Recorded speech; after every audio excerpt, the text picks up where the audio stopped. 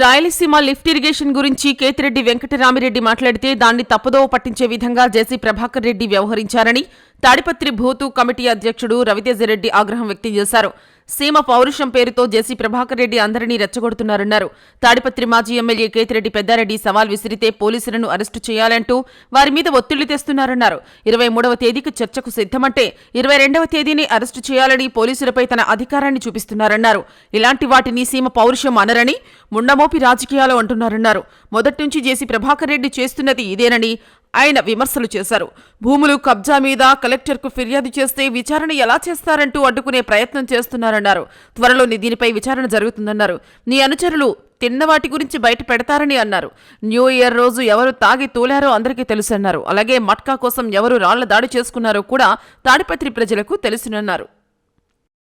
ఈ రోజు ఉదయం తాడిపత్రి పట్టణానికి చెందిన కొంతమంది టీడీపీ కౌన్సిలర్లు ప్రెస్ మీట్ పెట్టి ఏదేదో పిక్కిపడిన అవుతారు. ఏంటికిరా ఈ వావుడంటే నిన్న మా పెద్దయిన మాట్లాడాను. పోయినసారి రాయలసీమ పౌరుషం గురించి ఏదో మాట్లాడుతూ మీకు రాయలసీమ పౌరుషం ఏదో అది ఏదని చేసి ప్రభావం ఏదో మాట్లాడాను. అది మాట్లాడినది ఇంటికి ధర్మారావు మాజీ ఎమ్మెల్యే తాడిపత్రి రాయలసీమలో జరుగుతున్న అన్యాయాన్ని ఎత్తి చూపుతూ ఇట్లా మనకు రాయలసీమ పౌరుషం ఉంటే మనం అంతా కాపాడుకోవాలా, రాయలసీమకు అన్యాయం జరుగుతుందని మాట్లాడితే ఈయన దాన్ని ఏం చేసుకోలేక దాన్ని తిప్పికొట్టలేక పైన ఉండే వాళ్ళ పార్టీలో నాయకులతో మాట్లాడుకుని రాయలసీమకు న్యాయం చేయాలా అనేది ఏం పక్కన పెట్టి ఇతను టాపిక్ డైవర్ట్ చేసినాడు. రాయలసీమ పౌరుషం అంటే అది మీ నాయకులు రావాలా, అది రావాలా, ఇది రావాలా అని. దానికి కౌంటర్గా ఈరోజు మాట్లాడినా. నేను మా పెద్దయినా మాట్లాడుతూ ఎప్పుడైనా సరే చర్చకు వచ్చడానికి మేము రెడీగా ఉన్నాము, మీరు అయితే రెడీ చెప్పండి, సెంటర్ ఏదైనా సరే అని చెప్పినాడు. దాని ప్రకారంగా ఈరోజు ఈ నెల 23 వస్తామని చెప్పినారు టీడీపీ కౌన్సిలర్. ఈ నెల 23 మీ ఇంటికాడికే, మీ బుర్జుగాడికే, పెద్దారెడ్డి బుర్జుగాడికి వస్తామని చెప్పినారు. చెప్పడంతో పాటుగా 23 ఇంటికాడికి వస్తాము, కానీ 22 పోలీసులు అరెస్ట్ చేయాలా పెద్దారెడ్డిని అని చెప్పి కూడా చెప్తా. ఇది ఎట్లా ఏ ప్రకారంగా పౌరుషమో ఇది ఏందో బ్లాక్ మెయిలింగ్ మాకు అర్థం కావడంలే. 22 23 వస్తా ఉన్నారు, ఓకే, ఇటు వరకు బాగుంది. కానీ 22 అరెస్ట్ చేయండి పోలీసులు మళ్ళీ బ్లాక్ మెయిలింగ్ ఏంది ఇది?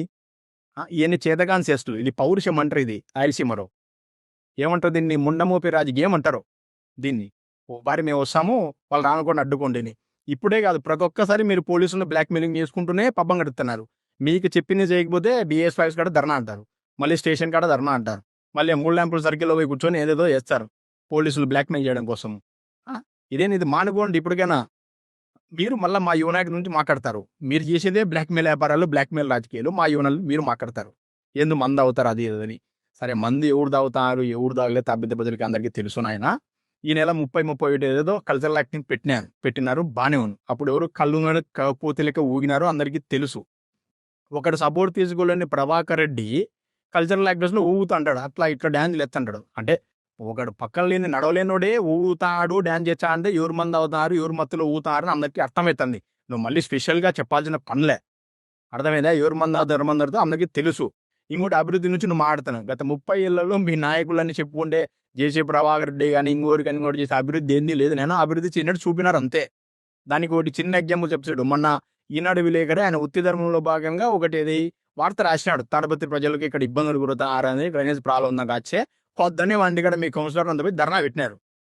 ఏంటికి ధర్నా పెట్టినారు? వాళ్ళ గురించి మున్సిపాలిటీ గురించి ఆపోజిషన్గా రాష్ట్రం ఎందుకు రావచ్చు ధర్నా అని చెప్పాను కనుక్కుంటే. అట్లా ఆయన మీ 30 ఏళ్లలో మీ అధికారంగా దుర్వినియోగం చేసుకొని అందరినీ మీడియాని కానీ ఇంకోటి కానీ అందరినీ మీరు భయభ్రాంతులు కూడా చేసి ఎక్కడే కానీ ఏదే కానీ అంతా మీకు నచ్చినట్లు మీకు వచ్చినట్టు చూసుకొని తాడిపత్రి అభివృద్ధి చూపినారు తప్పితే ఏడ చేసింది శూన్యం. అందుకే మేము గత 5 ఏళ్లలో మేము చేసిన అభివృద్ధి పక్కాగా అభివృద్ధి చేసి చూపించినాం కాబట్టి మేము ఎప్పుడైనా చర్చలో సిద్ధము అని చెప్తున్నాం. అది అభివృద్ధిని అట్లుండల్లా ఏందో భయపడిచ్చి భయభ్రాంతి కూడా చేసి ఊరికి పేపర్లలో అభివృద్ధి చూపడం కాదు. ప్రజలకు ఇబ్బందులు లేకోకుండా అన్ని సకాలను అందజేసినప్పుడు జరిగినప్పుడే అది దాన్ని అభివృద్ధి అంటారు. మీరు ఏదో జిల్లా కలెక్టర్ ఇచ్చినారు, మీరు దాన్ని చూపిల్లా అంటారు. మీ జిల్లా కలెక్టర్ అన్యాయం జరుగుతుందని ఇచ్చినాము. జిల్లా కలెక్టర్ స్థాయిలో ఆయన పని ఏందో ఆయన చేస్తారు. ఆయనపై నమ్మకం ఉంది కాబట్టి అపారమైన నమ్మకం మాకు అధికారుల మీద ఎప్పుడు ఉంటుంది, ఇప్పుడే కాదు ఎప్పుడు ఉంటుంది. అందుకే ఆయన స్థాయిలో ఆయన దాన్ని కర్తవ్యం నెరవేర్చాడనే పలానా ఎర్రవంకదైనా కానీ తర్వాత బిల్లురు వేసేమైనా ఇచ్చినాం. దాన్ని మీరు ఎక్కడ ఎంక్వైరీ చేస్తాడో ఇంకా కలెక్టర్ అని చెప్పి ఎప్పుడెప్పుడు మీ వాళ్ళను ఇంకా సేవ్ చేసుకోవాలని చెప్పి ఇంకా కలెక్టర్ వచ్చాడేమో విభ్రాంతి చేసి వెంటనే ఎక్కడ అన్యాయం జరిగిందో చూపిల్లా, ఇక్కడ ఏం జరగలేదు అని మసిపూసి మారేడుగా చేస్తారు. అధికారులందరినీ బ్లాక్ మెయిలింగ్ చేసుకుంటూ ఎవరు రాకుండా అంతా మీ ఇష్టం వచ్చినట్టు జరగాలని మాత్రం చేస్తాం. కానీ ఇప్పుడు ఉండే అధికారం అట్లేం కాదనైనా ఖచ్చితంగా ఎంక్వైరీ చేస్తారు. మాకు కూడా తెలిసింది ఎవరు బిల్లులు తిన్నారు, ఎవరు ఎంక్రోచ్మెంట్ చేశారు, ఎవరు కాళ్ళ అందరికీ తెలుచారు. మళ్ళీ మీరు ఇంకోటి ఏంది మటకాలకి నుంచి మాడతారు. మటక లెక్క ముందు మాడితే మీరు దయ్యాలు వేదాలు వంచినట్టు ఉంది రేనా. అయినా 4వ తేదీ రాత్రి ఉంశాంతి నగర్లో ఎక్కడ గొడవ జరిగింది, ఏం కథ అనే విషయం అందరికీ తెలుసు.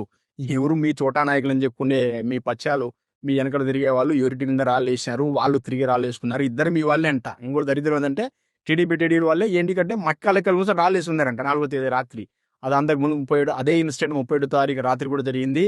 అంతా జరుగుతూ వచ్చింది రేనా. మీరేం దీని గురించి ఏం పెద్దగా టెన్షన్ తీసుకునే తనలే. మా పెద్దయినా చెప్పిన మాటలకి ఎప్పుడు కట్టబడే ఉంటాడు. మీరు 23 తేదీ వస్తామంటారు మా ఇంటికాడికి రండి, మేమే ఆహ్వానిస్తున్నాము.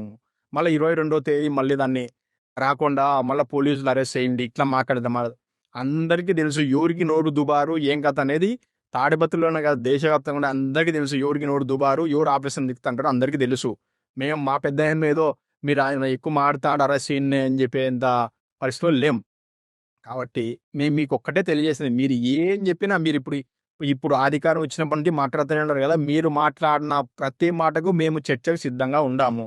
మీరు ఎప్పుడు వచ్చినా మేము కూడా రెడీ. ఇంకో విషయం ఏంటంటే మీరు కూడా చర్చకు పోతున్నామో ఇంకో దానికి పోతున్నామో అని చెప్పి ఎస్పీ గారికి రికగ్నైజేషన్ ఇవ్వండి. మా పెద్ద అని చెప్పినట్లు పోలీసు ఉన్నతాధికారుల ప్రకారం మేము కూడా నడుచుకొని మేము కూడా ఇమ్మంటే ఇస్తాం, ఇచ్చి మాట్లాడుతున్నాం. ఇంకో విషయం ఏంటంటే మీరు ఇప్పటికైనా బ్లాక్ మెయిల్ రాజకీయాలు మానుకోండి. మీరు ఏం చెప్పినా నమ్మేట్టుగా లేరు. ఇంకోటి భోజనాల గురించి మీరు మాట్లాడినారు. భోజనాల గురించి మాట్లాడడానికి మీరు మీ నైట్లు అర్హులే కాదు. ఎప్పుడైనా మీ ఇంటికాడ డైలీ ఉండే వాళ్ళకి ఎప్పుడైనా భోజనాలు పెట్టిన చరిత్ర మీకుందే? రా కింద మా పెద్దయిన గ్రౌండ్ ఫ్లోర్లో, పైన కూడా కాదు కింద గ్రౌండ్ ఫ్లోర్లో అందరికి ఓపెన్ కిచెన్ ఏర్పాటు చేసి అందరికి వచ్చిన వాళ్ళకి పోయే వాళ్ళకి ఎవడొచ్చి తినిపోయినా అడ్డం లేదు నాయన. ఇక్కడ మీరిద్దరికి 100 మంది ఉంటారు, కావాలంటే మీ కౌన్సిలర్ కూడా వచ్చి తినిపోలేదు, మేమే కాదను. దారిన పోయేవాడు తినేవాడు మేము పట్టించుకోము.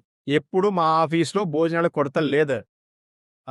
ఇవన్నీ ఏందో ఓడికే నోరు ఉంది కానీ మాట్లాడాలా కారిపూతులు ఇవ్వడం కాదు. ఏదైనా ఉంటే లెక్కాచారం ప్రకారం రండి, అభివృద్ధి మాట్లాడదాం. మీరు 30 ఏళ్ళు ఏం చేశారో 5 ఏళ్ళు ఏం చేశారో మేము అభివృద్ధి గురించి చర్చన మేము సిద్ధంగా ఉన్నాము. ఇప్పుడు కాదు ఎప్పుడు మించినా వస్తాం.